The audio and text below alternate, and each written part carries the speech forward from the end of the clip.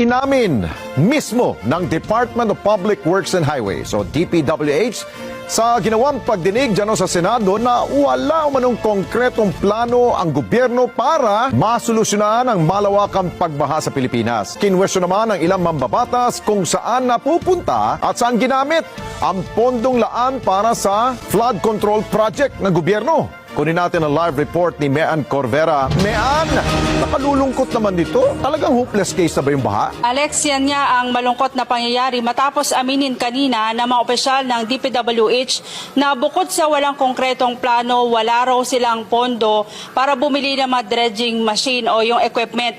Yan ay ginagamit para hukayin yung mabababaw na riverbed o river basin natin dito sa lalo na sa Metro Manila. Sabi ng DPWH mula nang mag-take over sila pagkatapos ng Duterte administration, matagal na palang walang ginagawang dredging activities sa ating mga ilog kaya naging mababaw ito at mabilis tumaas ang tubig baha.